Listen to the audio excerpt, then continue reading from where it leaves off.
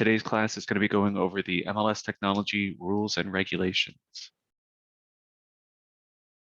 So we're going to try and get you guys familiar with some of the bigger issues that we have in our MLS right now, as well as just kind of give you guys a little bit of an overview of some of the things that we kind of want to reiterate with people. Oh, it did say, I was fairly certain this was a CE credit class. Thank you, Clarence. Clarence mentioned that we did have this marked as CE. But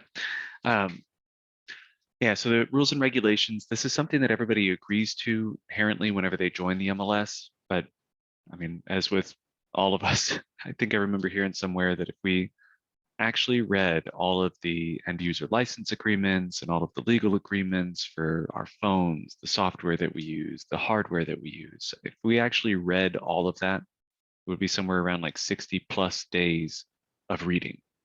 And I don't mean like you wake up, you read for a little while, you could do other things during the day. I mean 60 days plus of just text, reading it on back to back, end to end.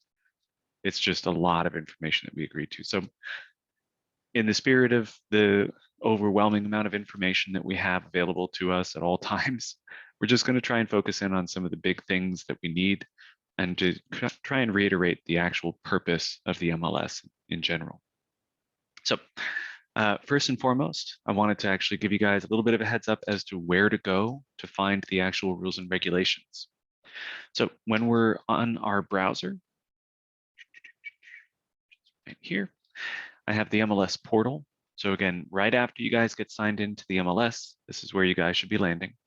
In case you guys actually aren't as familiar with this, if you guys are using some link that goes directly into Matrix, it would be best to stop doing that. What we need is for everyone to go to mlstechnology.com, and that should get you signed in directly into the MLS. Another reason why we're trying to reinforce that is that we are actually in the very near future here going to be switching over to a brand new website, which is going to have a lot more features and functions. So it'll be a lot more useful to you guys. And that's kind of our big goal here, is to try and make sure that this is actually of value. But once we get signed into mlstechnology.com, there's going to be a big blue link here that says governing documents. From the governing documents, there's going to be the MLS Tech rules and regs on the right-hand side. This is going to present you with our full 49-page document that has all the stuff that you agreed to when you joined our MLS. Now, there has been some changes. And so if you guys are interested in finding out what changes have occurred recently, there is the changes to the rules and regs. And this shows the most recent modifications that we've changed within those, within that particular committee. But we're going to be focusing in just now on the rules and regulations. And I wanted to mention something that's maybe not common knowledge quite yet, but just in case you guys haven't been exposed to this, if you ever find yourself in a browser or in a PDF file or even a Word document, Excel file, there's a simple keyboard function that you guys should be familiarizing yourself with. It's the find function. Now, the keyboard shortcut is very simple. It's Control F, as in find. So for instance, if I came to the rules and regulations and I wanted to track down some specific example of something, like maybe if I wanted to find out if a property is not able to be shown, can it be active? So I'll just do Control F. Now the function is actually going to pull up a search somewhere on the screen. Typically, it's going to try and make it relatively obvious. In my case, I'm using Firefox for the presentation today, and it came up down at the bottom left. Chrome actually presents it right up here at the top right. Depending on where you are, like if you're in Word or if you're just browsing your computer, it could appear in different places, but it's always going to present the same option, just a text field for us to type something in. So I'm going to type in shown, and it'll show me all of the instances of this occurring. It looks like there's 13 matches. Chrome does this as well, where you guys can actually move between each of the items. There's a up and down arrow. So if I can just skip through these, here we go. If a property cannot be shown, it cannot be placed in the active status. Okay, this makes sense. There's a little bit of ambiguity to what the time frame is, things like that. There's a discretionary element of this, but we might have to iron that out later, but that's okay. We're going to talk about a lot more of the rules later. But I did want to reiterate how to actually navigate around the rules. This is an essential thing. This is probably very literally one of the first 5 keyboard shortcuts I ever learned how to use, and I can't stress its value. All right, so how to search for the rules. Now let's talk about the listing data checker. Now, oftentimes you guys may end up coming across a listing that has some kind of violation on it, and there's an option within Matrix to actually report those violations. But our system is also going to have an automated system checking for any violations that are entered as well. So beyond actually noticing something and having to report it, we do also have a system that goes through and does effectively just some basic logic tests to ensure that each piece of information in a listing is copacetic, that it doesn't break any of the rules, so on and so forth. So for instance, I very literally just got off a call a few minutes ago about somebody asking about our restrictions on using YouTube for virtual tours. So we had to go back to the rules and regulations, and the listing data checker was the one responsible for letting them know that that was not allowed. So it wasn't even something that we did on our end as the people, the humans. This was just something that the system automatically sent out. We also wanted to just point out before we get started with any of the other examples in class, if this is something that you have violated in the past or you've had questions or problems with in the past, you don't have to make it known that this was one of your listings or that you had been responsible for one of those examples. I've already forgotten who the examples are based on, so we're just going to try and focus on how to put in good, clean data and the rules and regulations surrounding that. So I wanted to reiterate just some basic information about the MLS. So to ensure the MLS actually has data that's useful, not only for the members, but also the public that the information gets distributed to, we require that all of our agents provide accurate and timely data as set by the MLS Tech rules and regulations. Now, not only is complete and accurate data important to just effectively marketing a property, but the long-term benefit is better, more accurate appraisals. We've got CMAs to take into consideration, all of which is going to be based, or all of which is going to benefit future listing support. Now, the benefits of detailed listings in the MLS range from obviously greater market exposure to actually effectively matching a buyer and seller together. If any of you guys have been through our Matrix class, you may have heard me mention that my parents have some very specific things that they were looking for when they were trying to find a new house.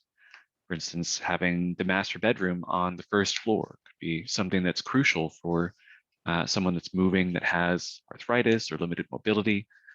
But finding that information in the system isn't something that's necessarily required. And subsequently, if they can't see a listing that has that, they might not even bother looking at your listing. So it's always good to make sure that you have as much information in the system as possible.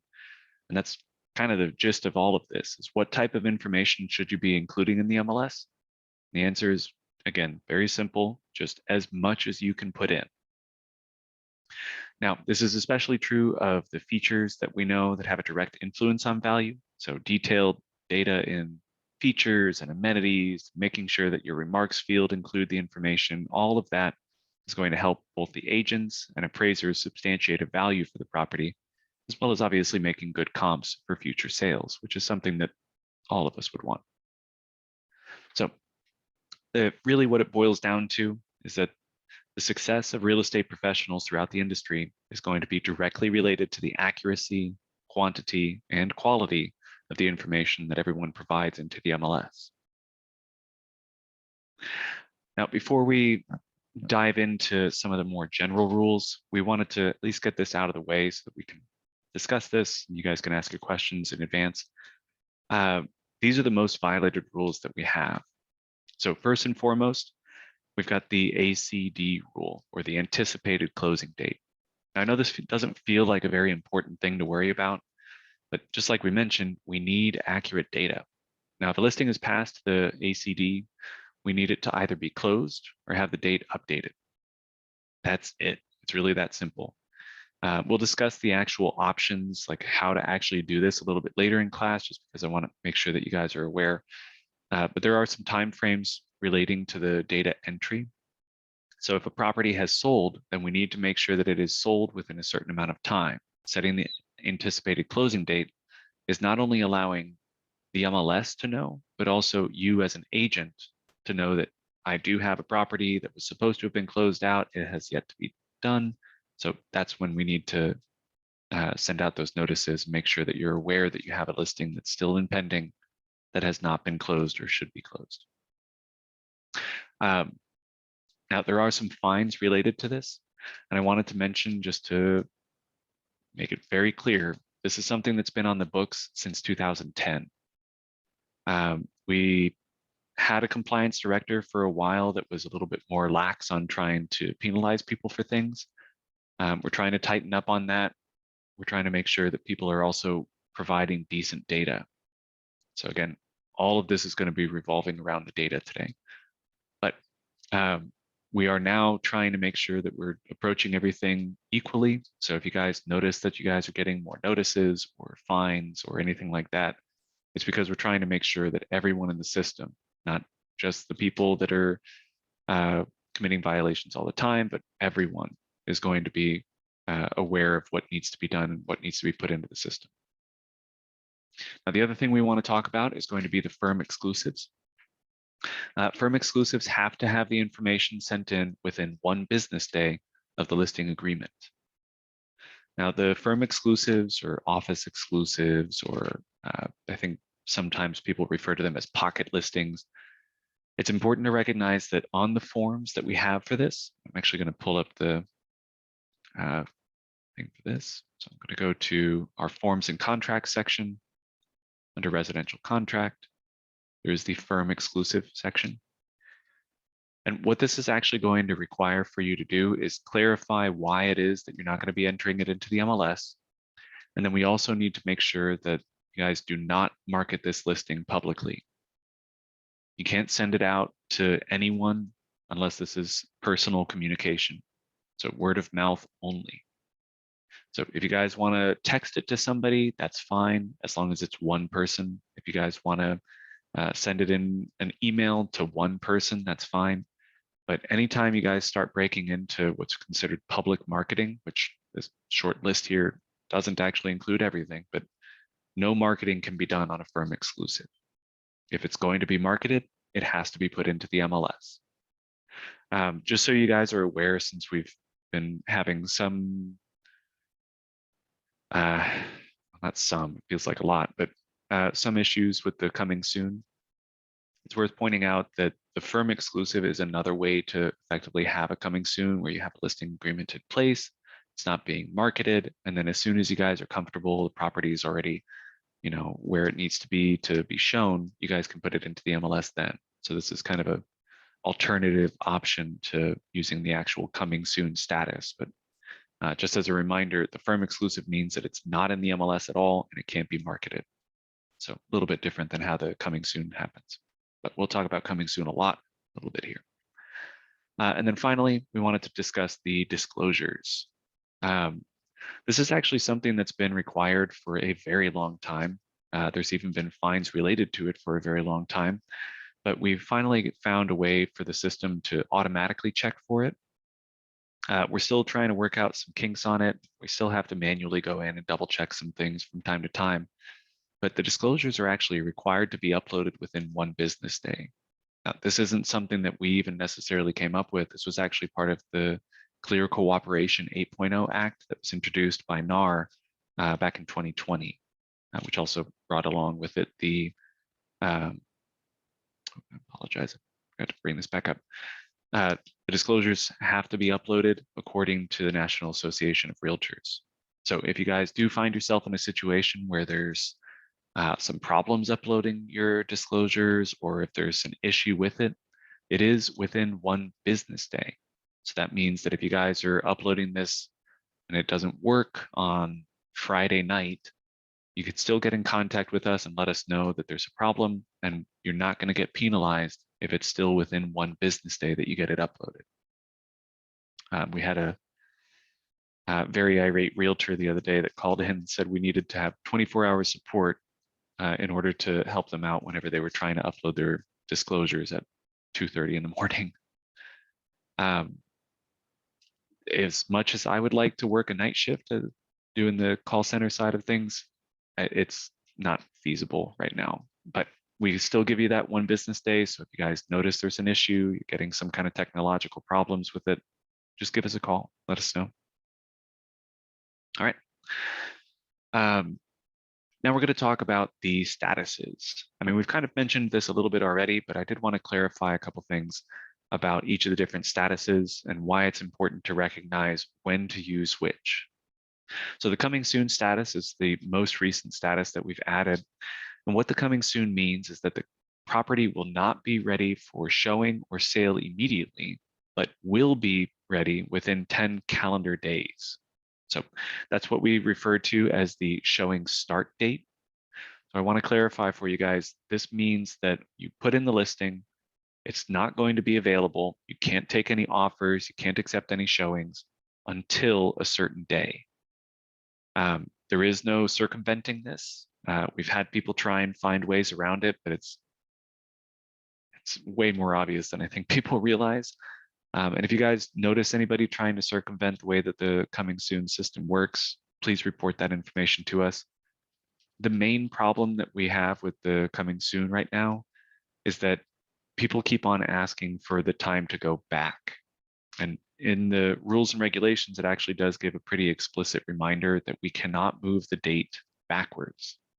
So if you guys have a seller that's like, all right, look, we're going to set the showing start date a week from today, and 5 days in, they're like, oh, looks like our property is ready to go.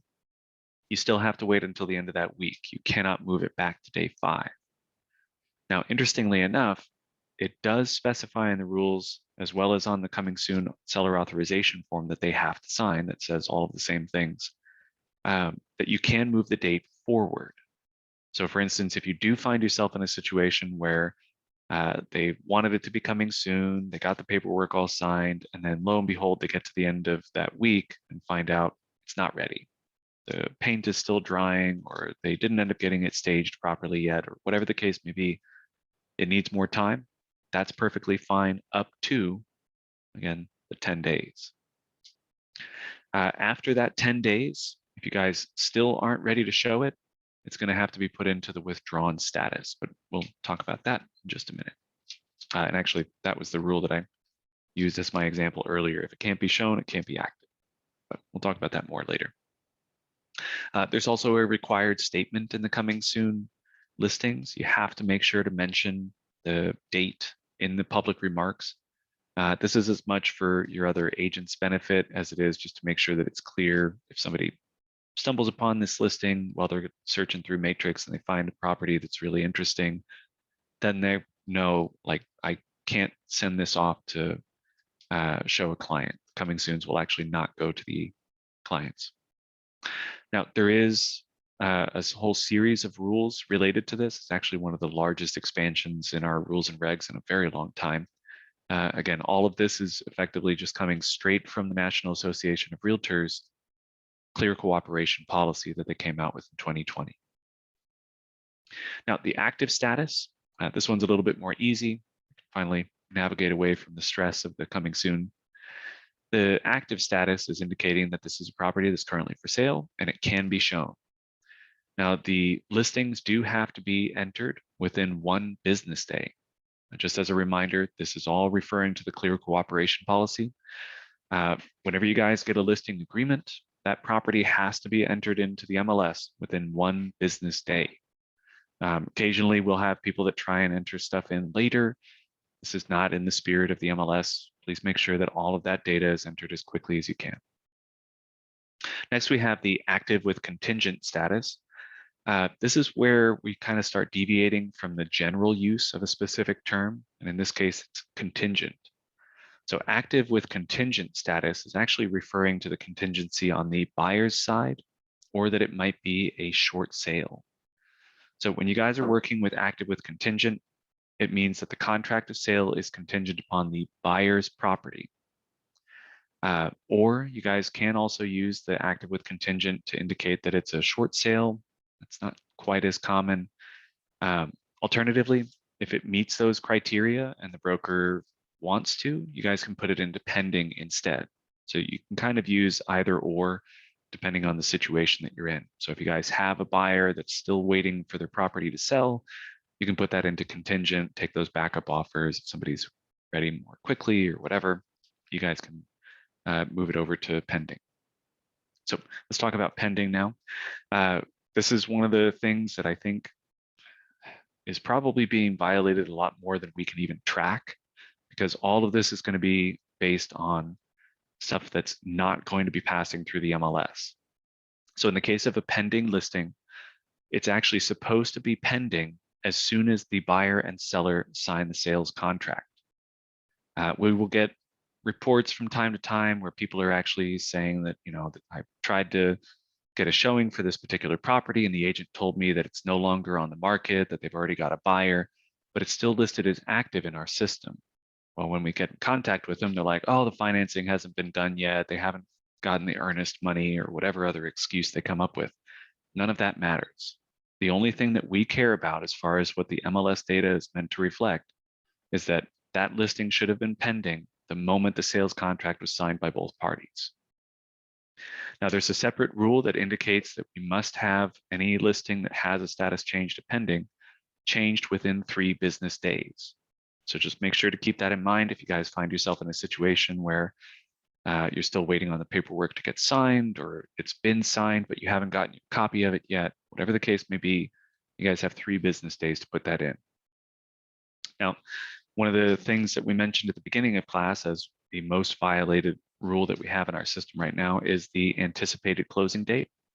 So I wanted to mention again with the pending, whenever you guys put a listing into pending, you're going to have to put in an anticipated closing date. Now, we have some people that have been trying to just put in a date and they'll just put it, for some random date in the future. That's fine if you want to do it that way.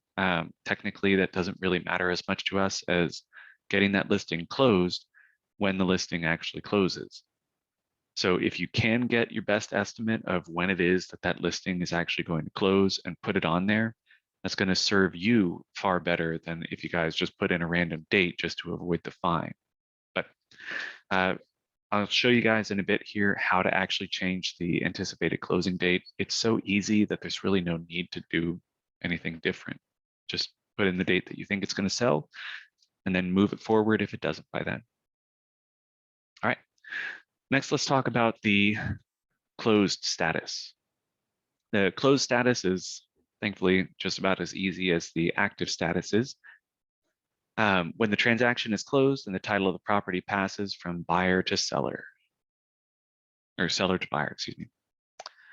Leased is going to be the residential lease equivalent of the closed status. So as soon as the deal is done with that, go ahead and mark it as closed, or at least is the term for the leased listings. The withdrawn status is another one that's kind of a in-between state, kind of like contingent. So withdrawn is actually indicating that the listing agreement is still in full effect, but what's happening is that you're just trying to take it off of the market temporarily. Now, in our rules and regs, we don't have any specifics on exactly when something needs to be moved into that specific status.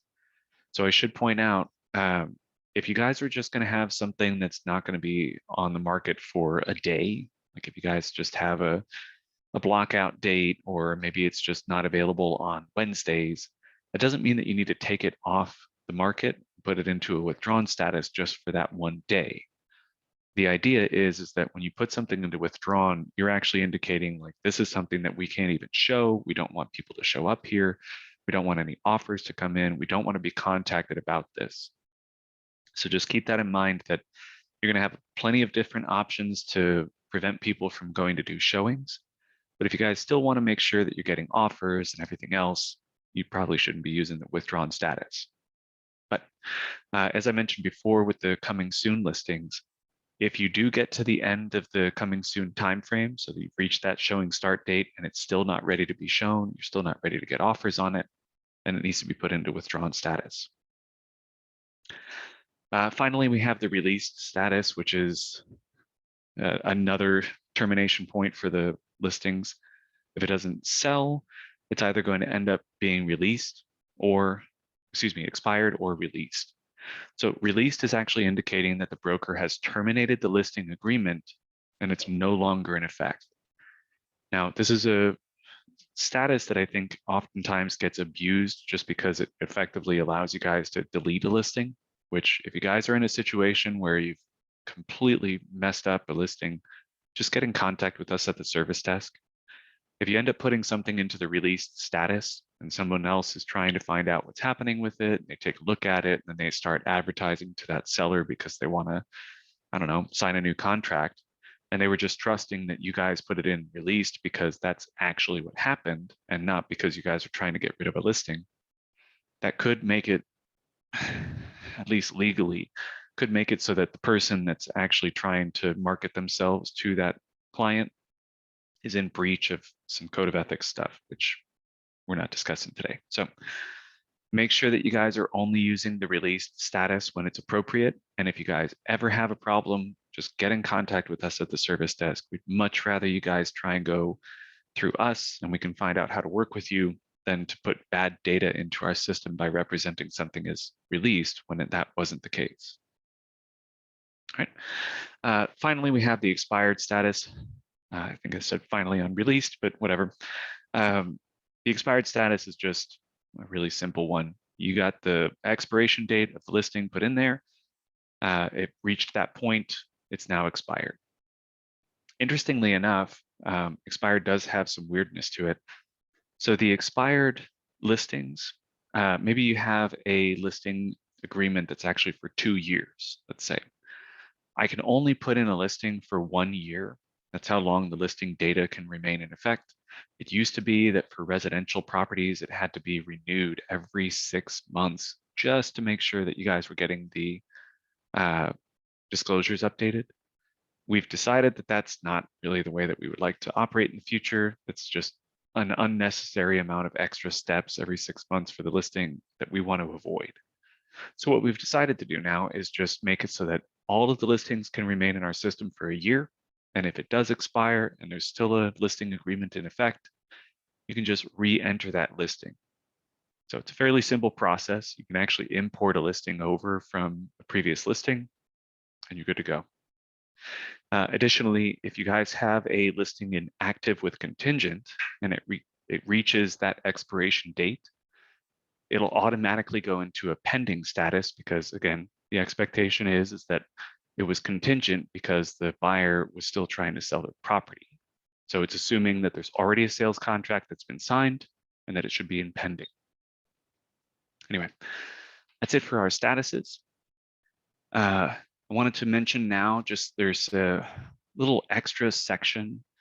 Actually, you know what? I'm just going to show this because I think this is really kind of unusual. I wish we had a whole section that was just for the statistical purposes listings, but let me do this. Statistical. Perfect. So I'm using my Control F to be able to find this real quickly.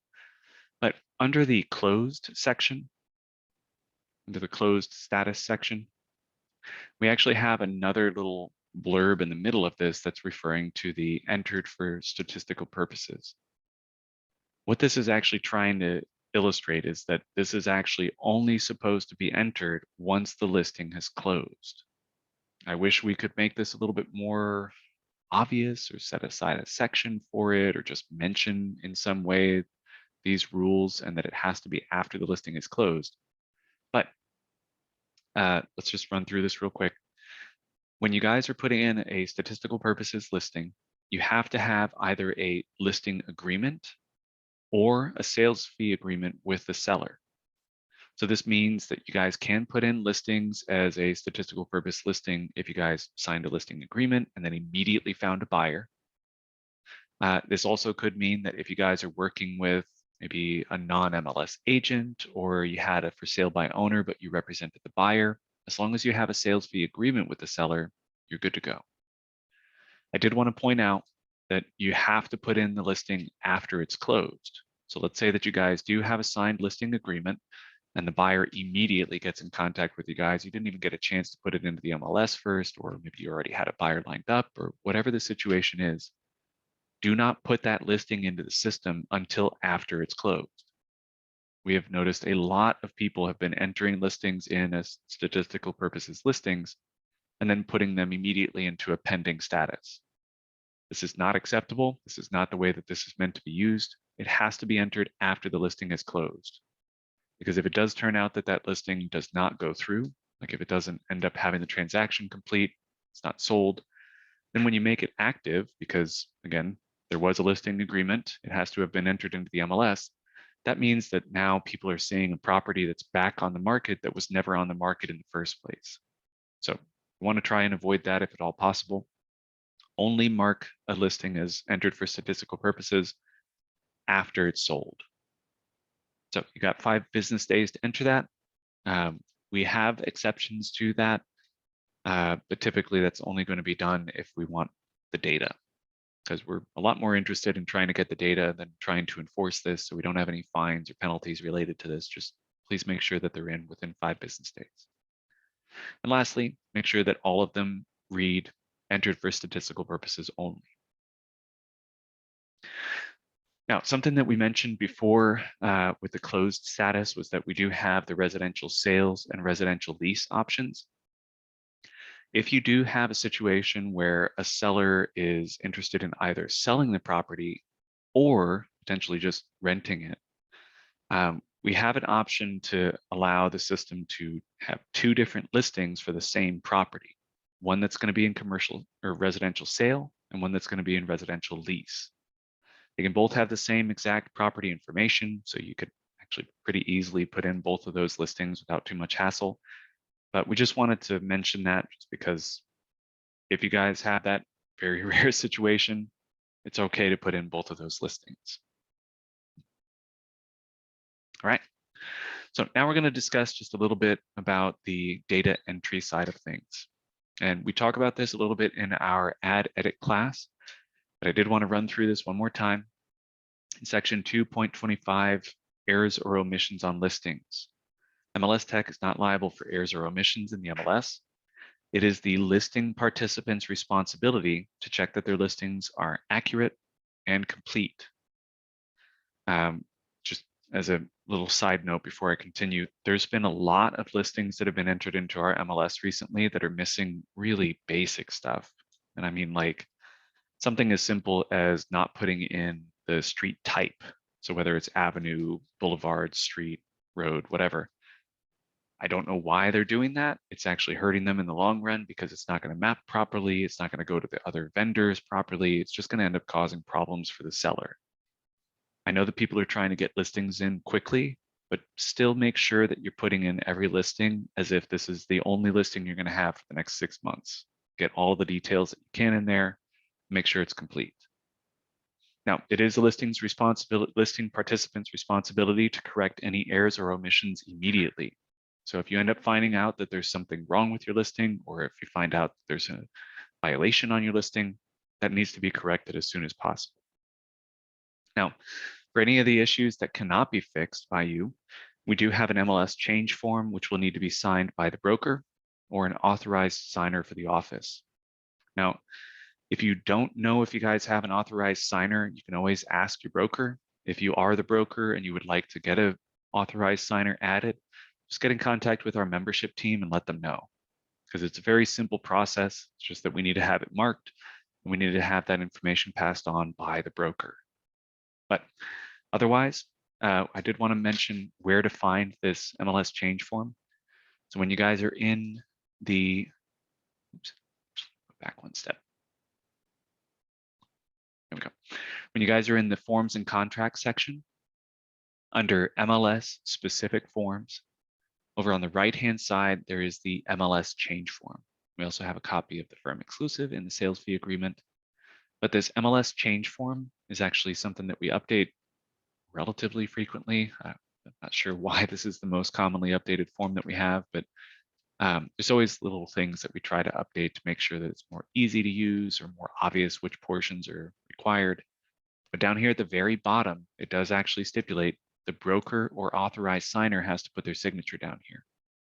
So we'll still occasionally end up getting people that send in MLS change forms that for some reason have the agent's name on them, even though it's the participant. Anyway, that's that. Now let's talk about the remarks or media self-promotion.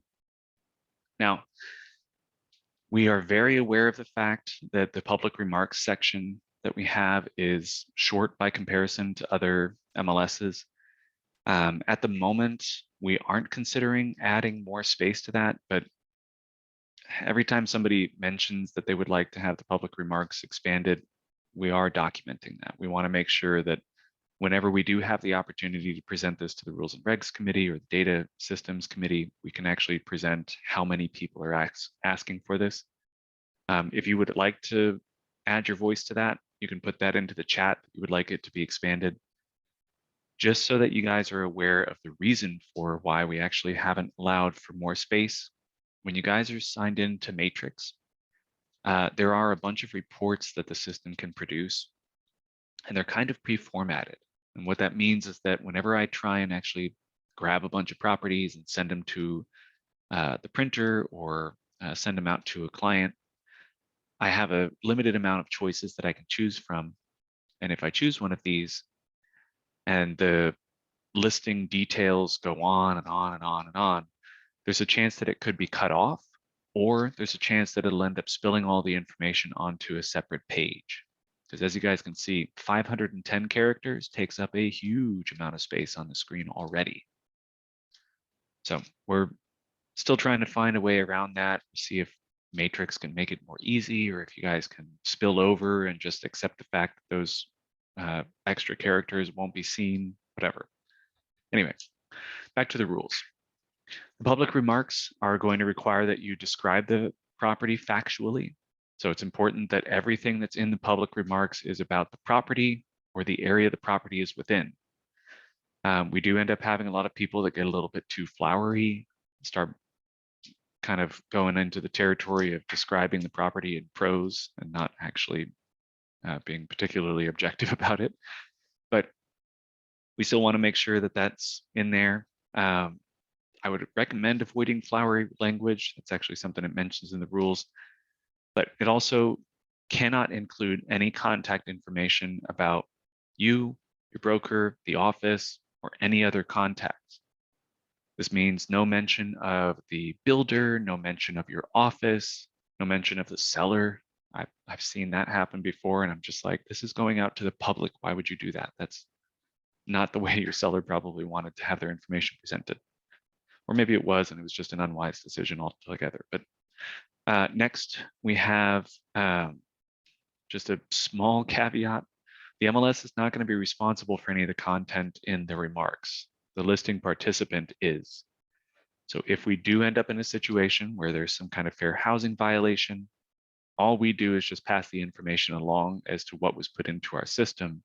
We are not going to be held liable for it. It's entirely the listing agent and the listing broker's responsibility.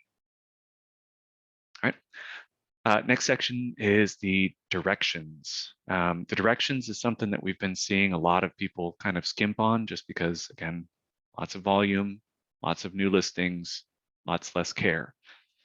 Always make sure that you guys have directions that are put in there that actually provide directions to the property directly. We can't have anything in there that's like, use GPS to, and then whatever the neighbor's house is, and then it's the house next door. That's not acceptable. What we need is to make sure that there's a location that you're starting from that's very obvious, something that's easy to get to, or even just something like from Highway 75, go to blah, blah, blah, blah, blah, or from Highway 75, exit such and such, take the next right. There's a dog that's hanging out on the corner. He's always there. It's a statue, cool, whatever. Just get the information there. As surprising as this may be to some people, there are still a lot of agents that are not using smartphones. So Even though it seems kind of superfluous for us to even mention something or put anything besides just use GPS, there's a variety of different services. Some of them might lead you in the wrong direction. Some of them might not find the address at all. So always make sure that you guys are putting in directions to the property, because you can't expect everybody to have a smartphone quite yet, or GPS for that matter. All right, last thing on here, broker remarks. Again, can't mention anything about the builders, can't mention contractors, pretty much anybody besides either yourself, somebody at your office, or the seller. You can mention the seller in the broker remarks. This is not information that's made publicly available, so you guys don't have to worry about, you know, breaching their privacy. We did want to mention as well, because this is something that gets pretty hot and heavy for some people, because they just want to include photos the way that they want to, but the way that our system works is not designed to make the front of the house, you know, immediately obvious. You guys need to make sure that the primary photo for the property is either a front exterior of the house or an aerial view of the property. Now, the latter portion, the aerial view of the property, this was actually something that we added, I think, back in 2019, after a substantial amount of debate in the back here. The main goal with trying to have this particular rule instated was that we wanted to make sure that when somebody goes to the property, they can see the same exact building that they saw when they were looking at the listing. So we didn't want people to show, you know, the foyer of the property, or, oh, there's a pool in the back. Well, that's cool, but what is it going to look like when that agent shows up to show the property? We need to make sure that that was what's the first photo looks like. And then the aerial view was something that we added because there's a lot of people that have vacant land. And just being honest, as a Coloradan, I don't really like looking at a bunch of flat pictures of land. Getting to see the, you know, aerial photo of it is going to be a lot more interesting to me. But I also wanted to mention there is absolutely no self-promotion in any of the photos. So you can't take a picture with your sign, can't take any picture with your contact info. We have some people that are trying to be really clever with this stuff. I'm not going to give examples of how, but we'll always find it. I mean, it's very unlikely that you're going to be able to get away with this. Either we are going to notice it or some other agent will notice it and report it. So just try to be equitable with this. The whole point of the MLS is cooperation with other brokers. If you guys are trying to find ways to steal buyers from people or cheat the system, it's inevitable that you'll get caught at some point, and it's not going to bode well. Thankfully, we haven't had to be too punitive about this particular function, but we would prefer to avoid that if at all possible, obviously. Anyway, no photos of people, pets, or animals as the focus of the image. In fact, actually, that last little caveat is kind of the big deal with this. If you guys have vacant land and like it's land that you guys can hunt on or something like that, and there happens to be deer in the background of a photo, that's fine. But if you guys are taking picture of cattle or taking pictures of deer from a hunting cam or whatever the case may be, if the animal is the focus of the image or a person or the pet is the focus of the image, that's not going to be allowed. I think the most extreme example that I've seen was somebody had a lakefront property and there was a picture of this person with their son who was definitely very young. And that just makes me uncomfortable. Like, we shouldn't be showing photos of the people that live in that property, especially if they're minors. It's just a big no-no. Anyway, model homes actually do have the ability to have their photos added. If the photo is representative of the property that the buyer would be buying, that's fine. So if you guys have schematics of the house or a blueprint of the property or something like that, that's still acceptable. We would just prefer if there is a possibility of a rendering of what the property will look like or a model home to take a photo of, even if it's not physically located where that parcel is yet, that's acceptable.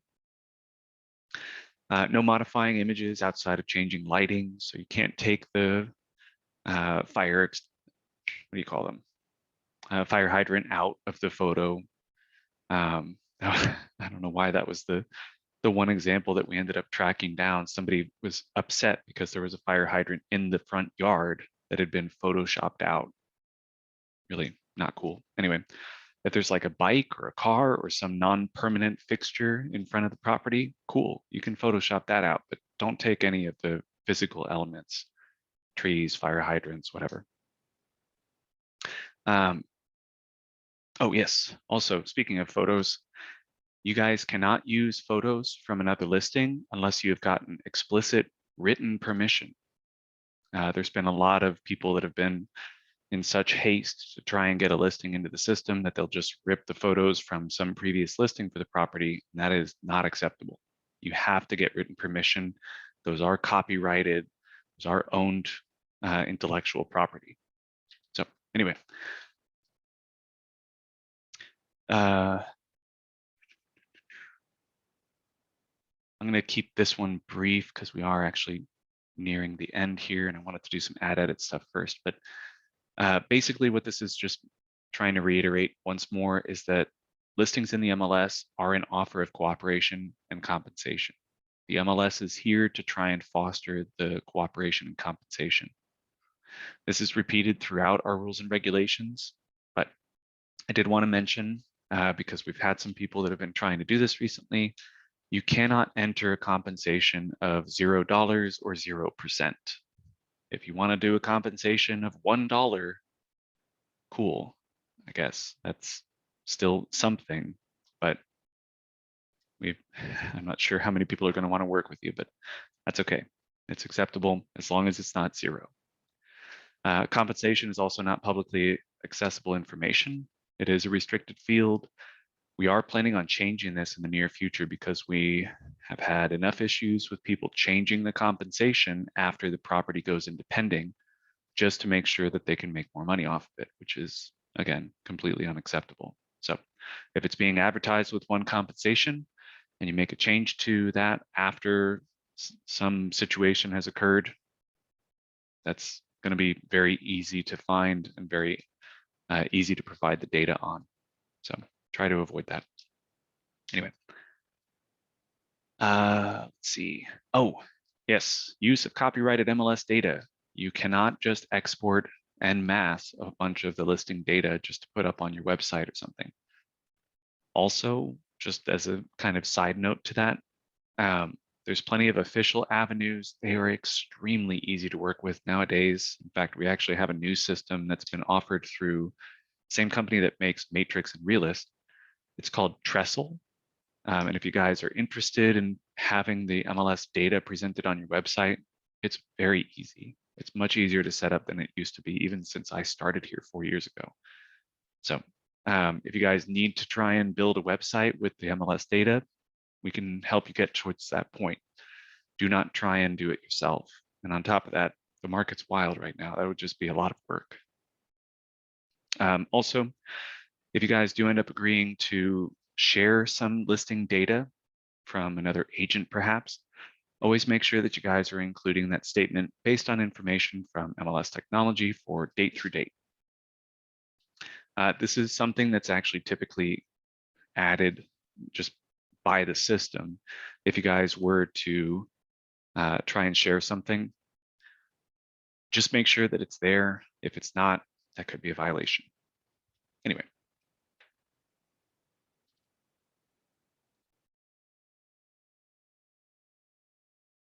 Yeah, this should be, and then we're going to jump into the ad edit side of things. All right. This is something that we've been noticing that's not going to be related to any listing data or anything else like we've been discussing so far. This is actually a hard and fast rule that we've been seeing just copious amounts of people violating. Do not share your password with anyone else. Full stop. No spouses, no assistants, no admins, no brokers, no other agents.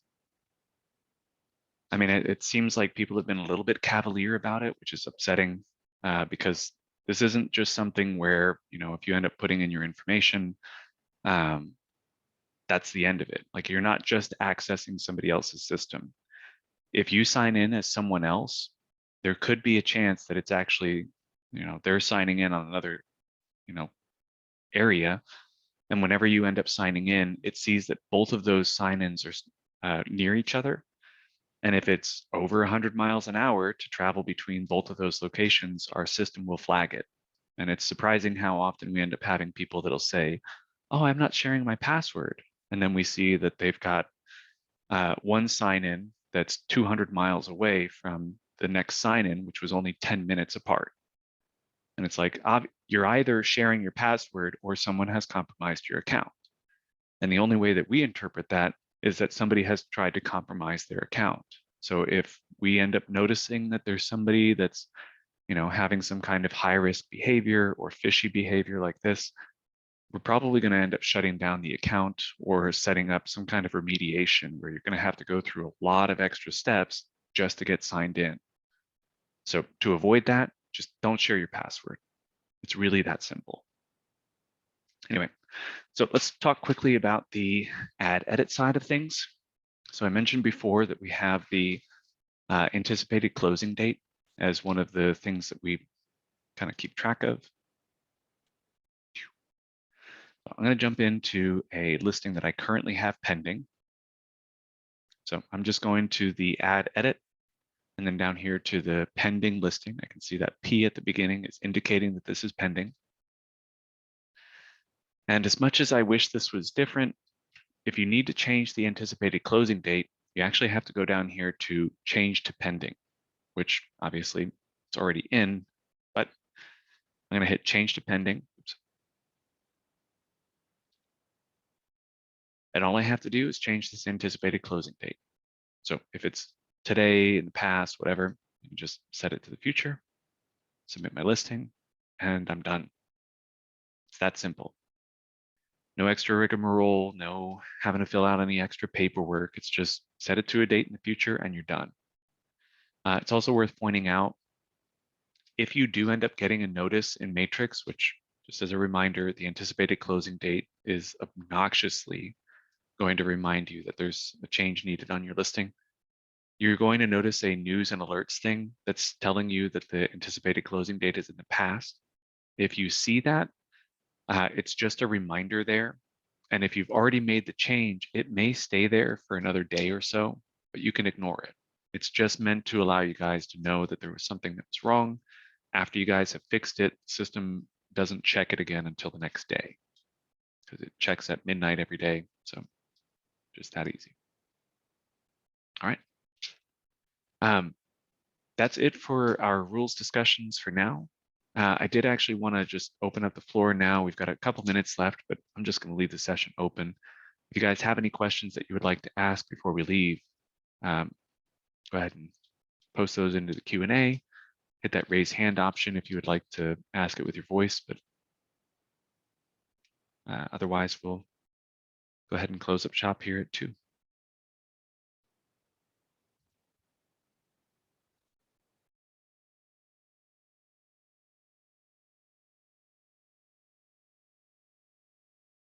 Clarence has a question. And there you go. There should be a prompt on your screen asking if you would like to unmute. Yeah, I wonder if sometimes information is missing from a listing because some realtors are trying to structure the listing so that they're the only ones that can sell the property.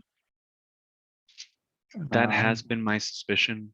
In I fact, actually, want to say that I've seen that reality also. Yeah. Yeah, and I think that's actually part of the reason why we've been noticing so many listings get entered without photos. And then they'll just manually add the photos to whatever sites that it populates to. But again, trying to funnel your trying to funnel your buyers that way is outside the spirit of the MLS, the National Association, and it's a pretty big breach of the cooperation and compensation clause. What is MLS going to do about it? Because I've seen some.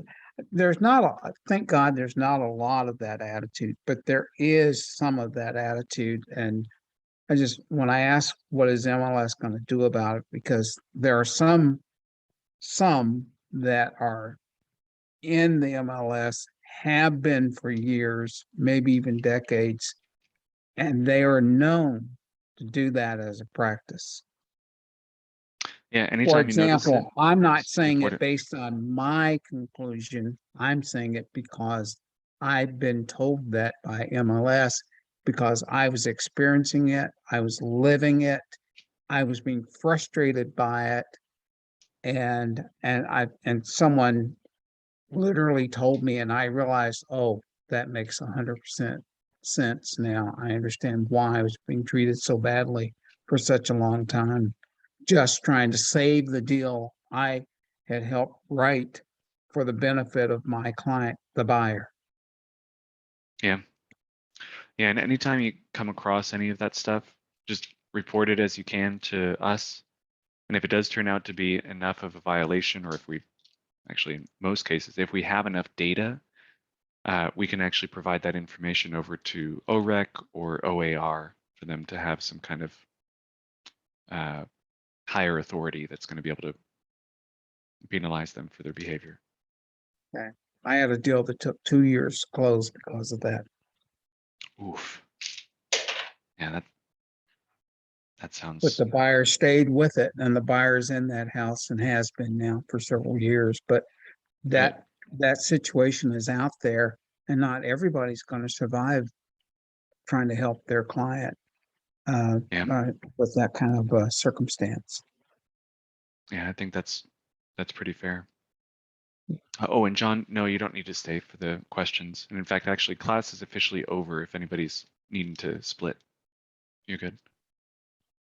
But yeah, Clarence, if you end up noticing any of that stuff, either specifically on a listing, you can always hit that report a violation option in case you suspect that there's something else that's going on, or if there's just a clear violation that we can just quickly look at. But just hit that report a violation option, or just give us a call if it's something that's egregious. Okay. All right. Thank you. Yeah, at least for my part, I'm certainly sorry that you've had to deal with that. Yeah. And I had never had a MLS rules class until today. Oh, I really think this was an excellent class. I really thank do. you. I appreciate that. Okay. Do I need to click the mute box or? Oh, yeah, that's fine. No, I just want to make sure that I did the right thing to it. Yeah, you're good. Here, Okay. I'll just remove the permission, but thank you again. Okay. Thank you. All right.